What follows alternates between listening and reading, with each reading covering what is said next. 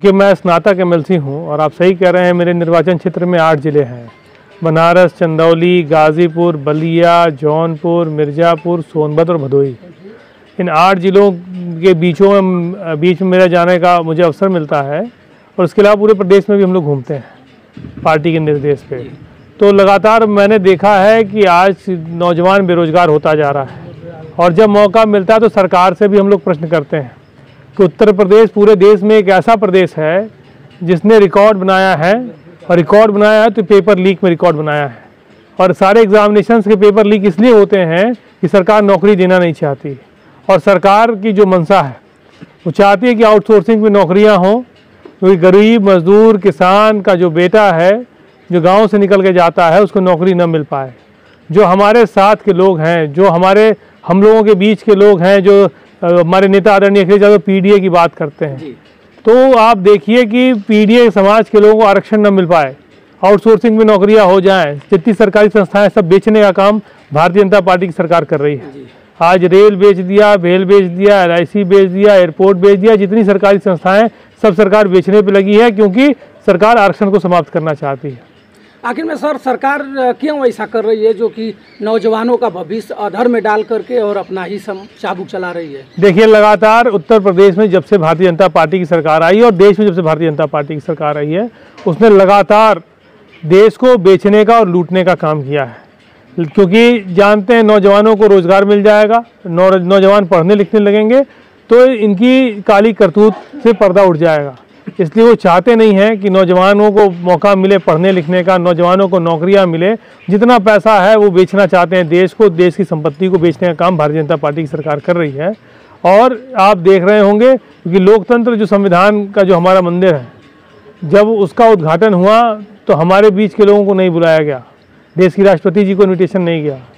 क्यों नहीं गया, हमें और आपको कहने की आवश्यकता नहीं, आप भी समझदार हैं, हम भी समझदार हैं। जी, अखिलेश यादव जी को निमंत्रण था तो शायद गए नहीं वहाँ। मैंने बताया ना, जो देश का संविधान का मंदिर है, लोकतंत्र, जो लोकसभा जिसका उद्घाटन हुआ उसमें देश के राष्ट्रपति को इन्विटेशन नहीं मिला।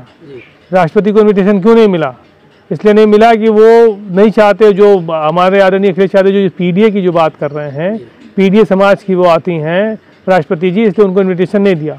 एक तरफ सरकार जो है सबका साथ सबका विकास की बात करती है, वही सिर्फ सबका साथ तो ले रही है लेकिन विकास सिर्फ कुछ लोगों का ही कर रही है। कुछ बड़े उद्योगपति हैं, कुछ बड़े पूंजीपति हैं जिनका विकास करने का काम सरकार कर रही है। सर जी, कुछ लोग बताते हैं कि दोनों विपक्ष, समाजवादी पार्टी और भाजपा, दोनों एक ही पहलू हैं, एक ही पहलू के सिक्के हैं, इसीलिए दोनों लोग अपना चुप हैं। भाजपा के लोग जैसे चाह रहे हैं वैसे कर रहे हैं, बेरोजगार इसी तरह बने रह जाएंगे और फिर सरकार आएगी तो फिर इधर से उधर उसी में घूमते रह जाएंगे।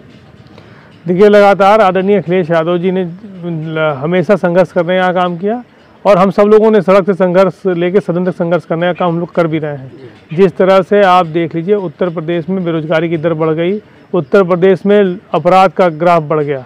आज सबसे ज़्यादा अपराध कहीं है पूरे देश में तो उत्तर प्रदेश में हो रहा है। NCRB के आंकड़े उठा के देख लेंगे, महिलाओं पे अपराध, बच्चों पे अपराध, बाल श्रम, जितने भी अपराध हैं वो उत्तर प्रदेश में सबसे ज़्यादा है।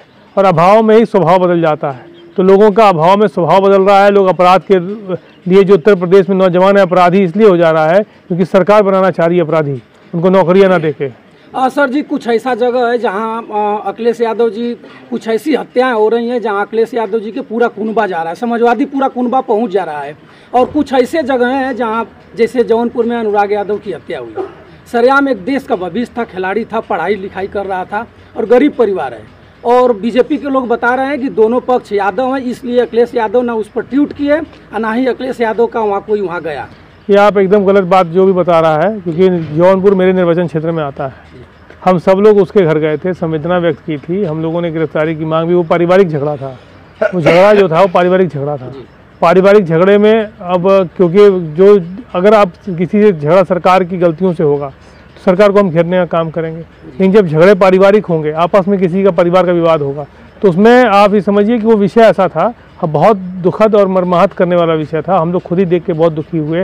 उस परिवार से हम लोगों ने मिलने का भी काम किया, उसकी मदद करने का भी आश्वासन दिया, और मदद करने का काम भी हमारी पार्टी ने किया है। लेकिन इसमें ऐसा कहीं नहीं है। और आदरणीय अखिलेश यादव जी जितनी निष्पक्ष भाव से हर व्यक्ति की मदद करते हैं, मुझे लगता है देश में ऐसा कोई दूसरा नेता है। एमएलसी साहब, एक और बात है, बिहार पटना में एक शिक्षा जो पूरे देश उनको जानता है, खान सर, और आज बिहार में आग लगी हुई है और खान सर को दबाने के लिए पूरे कुनबा लग गया है। पूरे भाजपा समाज पार्टी के पूरे कुनबा, प्रधानमंत्री से लेकर के नीतीश तक सब लोग लग गए हैं कि खान सर को ख़त्म कर दिया जाए। खान सर बीमार भी हैं, उनके प्रति आपका क्या सुझाव है? देखिए, वो ईश्वर से यही कामना है कि जल्द स्वस्थ हों, हमारे आपके बीच में रहें, अच्छे से रहें। और दूसरी चीज़, क्योंकि चाहे जहाँ भी भारतीय जनता पार्टी की सरकार है, वो नहीं चाहती कि नौजवान पढ़ा लिखे, नौजवान रोज़गार पाए, क्योंकि जब नौजवान पढ़ लिख लेगा तो अपने हक हकूक़ की लड़ाई लड़ना शुरू करेगा। और नौजवान जब नौकरी पा जाएगा, सक्षम होगा, उसका परिवार पढ़ेगा लिखेगा। जब पढ़ेगा लिखेगा कब? जब सक्षम होगा, जब नौकरी मिलेगी। तो नौकरी ख़त्म कर देने का काम सरकार कर रही है।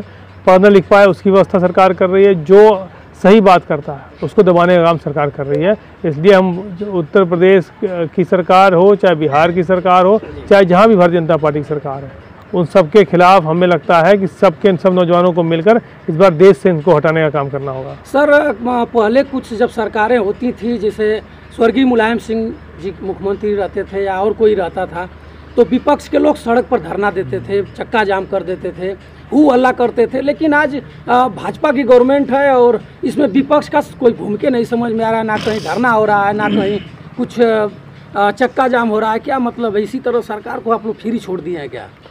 देखिए, लगातार इस सरकार के खिलाफ चाहे धरना देने की बात हो, समाजवादी पार्टी के लोगों ने धरना देने का काम किया है। मुकदमे लगे हैं, हम जेल गए हैं हमारे पार्टी के लोग, ऐसा नहीं है। और समाजवादी पार्टी एक ऐसी पार्टी है जो इस भारतीय जनता पार्टी के खिलाफ लड़ रही है। और मैं आपको बताना चाहता हूं कि चाहे वो 69,000 भर्तियों में घोटाले की बात रही हो, जिसमें पिछड़ों के साथ अत्याचार हुआ, 27% आरक्षण की, 3% आरक्षण मिला सिर्फ पिछड़े समाज के लोगों को, तो उसके खिलाफ लड़ने का काम हुआ। तो सड़क पर भी लड़ने का काम हमारी पार्टी ने किया, सदन में लड़ने का काम भी किया। बहुत सारे मेरे साथी मुकदमे लगे, जेल भी गए। तो ऐसा नहीं है, हमारी पार्टी लगातार हर मुद्दे पे लड़ने का काम कर रही है, हर मुद्दे पे सरकार को घेरने का काम कर रही है। सर जी, 2027 में क्या स्थिति रहेगी समाजवादी पार्टी की? 2027, आपने 2024 के चुनाव को देखा होगा, 24 के चुनाव से आपको आकलन हो गया होगा कि 27 के चुनाव में समाजवादी पार्टी की प्रचंड बहुमत से सरकार बनने जा रही है। सर जी, उपचुनाव 9 सीट पर था और 2 ही निकली। उपचुनाव जो था वो, क्योंकि उपचुनाव सरकार का चुनाव होता है, आप सबको मालूम है कि किस तरह से डीएम और एसपी लगे हुए थे, किस तरह से वहाँ ज़बरदस्ती जो है पीडीए समाज के लोगों को घर से निकलने से रोका गया, उनको दौड़ा के पीटा गया, महिलाओं को पिस्टल दिखाया दरोगा ने कि आओगे विरोध दें तो गोली मार देंगे। तो आप समझिए किस तरह से रोकने का काम सरकार ने किया और खुद जाके फर्जी वोट देने का काम अधिकारियों ने किया है। सर, आप शिक्षा से जुड़े हुए हैं और शिक्षा पे 18% GST है, क्या कहेंगे? मैंने वही कहा ना कि सरकार नहीं चाहती है कि रोजगार, मेरे शिक्षा में 18% GST भी है और लगातार बजट कम करने का काम अगर किसी ने किया। उत्तर प्रदेश में शिक्षा का बजट लगातार कम करने का काम भारतीय जनता पार्टी ने किया है और सिर्फ इसलिए किया है कि नौजवान पढ़ लिख न ले। वो सिर्फ 5 किलो राशन पे किस तरह से अपना घर परिवार इन लोगों का चल जाए, लोगों का कि पेट भरे, लेकिन वो अपनी जिस दिन पढ़ लेगा लिख लेगा नौजवान तो अपने हक हकूक़ की बात करेगा। सर, इसीलिए इंटर के बाद जितनी भी डिग्रियां हैं, अगर कोई भी करता है लड़का, तो अभी पढ़ाई चालू ही नहीं है, पढ़ना शुरू नहीं किया, तब तक एग्ज़ाम हो जाता है, सेमेस्टर एग्ज़ाम जो है। तो इस पे क्या कहेंगे? इसको किस तरीके से आप देख रहे हैं? आप तो शिक्षा से जुड़े हुए हैं। देखिए, लगातार सेमेस्टर एग्ज़ाम की वजह से बच्चों को परेशानियां हो रही हैं, इस बात से हम लोग भी वाकिफ़ हैं। और जो शिक्षा नीति बनी है, उस शिक्षा नीति पूरी तरह से हम कह रहे हैं ऐसी शिक्षा नीति बनाई है कि नौजवानों को किस तरह से परेशान किया जा सके। और हम लोग चाहते हैं कि शिक्षा नीति में बदलाव होना चाहिए और इसके लिए हम लोग लगातार संघर्ष भी कर रहे हैं, आगे भी करने का काम करेंगे। अगर आपकी सरकार आती है तो इस पे सेमेस्टर वाइज, हाँ, मैं बिल्कुल राष्ट्रीय अध्यक्ष जी से हम अनुरोध करेंगे कि इसमें जो सेमेस्टर वाइज है उसको ख़त्म करते हुए वार्षिक एग्जामिनेशन हो। सर जी, फिर एमएलसी का चुनाव कब है? 2026 लास्ट में होगा, 2 साल है अभी चुनाव। क्या स्थिति रहेगी? फिर समाजवादी लेकर जाएगी या फिर? समाजवादी पार्टी 2019 में जब सपा बसपा का गठबंधन था और हम लोग 5 सीट जीते थे, हमारे पार्टी के कार्यकर्ताओं में उत्साह बहुत कम हो गया था। उस समय जिस चुनाव को हम लोगों ने जीता, उसमें 8 जिले आते हैं। देश के आदरणीय प्रधानमंत्री जी का भी जिला है उसमें, जहाँ निर्वाचन क्षेत्र है उसी में आपके यहाँ से एक LG हैं और जो यहाँ के सांसद थे उस समय, उनका भी एरिया, तो उस समय मिनिस्टर भी थे, उनका एरिया भी आता था। और उसके अलावा चंदौली में 2 सेंट्रल मिनिस्टर थे, मिर्ज़ापुर में 2 सेंट्रल मिनिस्टर थे। तो ऐसे बहुत बड़े बड़े नेताओं का जिला आता था और उस चुनाव में आदरणीय अखिलेश यादव जी ने हम जैसे छोटे से कार्यकर्ता को टिकट दिया था। और हम जैसे कार्यकर्ताओं ने और पार्टी के जितने हमारे यहाँ सम्मानित नेता बैठे हैं, आप सब ने सहयोग दिया, आशीर्वाद दिया और चुनाव हम लोगों ने हराने का काम किया था। अब तो ताकत हमारी बहुत ज़्यादा बढ़ गई है। हमें पूरा विश्वास है कि इस बार इतिहास बनाने का काम समाजवादी पार्टी करेगी। धन्यवाद।